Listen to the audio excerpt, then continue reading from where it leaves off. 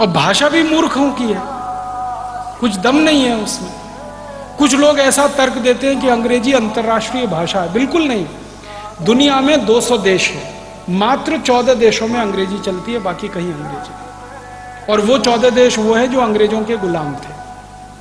Australia, New Zealand, Canada, America, फिर Britain, फिर Scotland, फिर आयरलैंड, फिर भारत, फिर पाकिस्तान, फिर बांग्लादेश। इन्हीं देशों में अंग्रेजी है क्योंकि ये गुलाम थे अंग्रेजों के, बाकी कहीं नहीं है। फ्रांस में फ्रेंच है, जर्मनी में जर्मन है, रूस में रशियन है, जापान में जापानीज है, चीन में चाइनीज है, डेनमार्क में डेनिश है, नीदरलैंड में डच है। सब देशों की अपनी भाषाएं। कोई देश अंग्रेजी में काम नहीं करता, बात भी नहीं करता।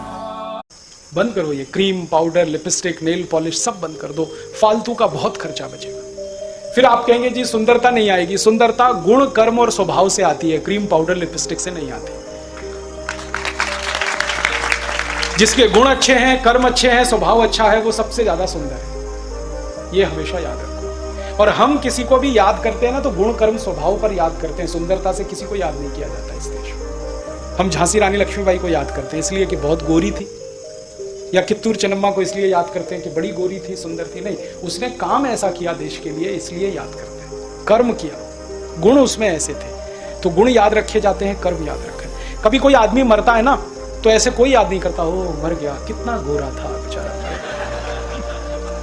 कोई याद नहीं करता। हमेशा याद करते हैं, ओ कितना गुणी था, देशभक्त था, राष्ट्रभक्त था, धर्म प्रेमी था, मर गया, ऐसे याद करते हैं। गुण याद होते हैं, कर्म याद होते हैं, स्वभाव याद होते हैं।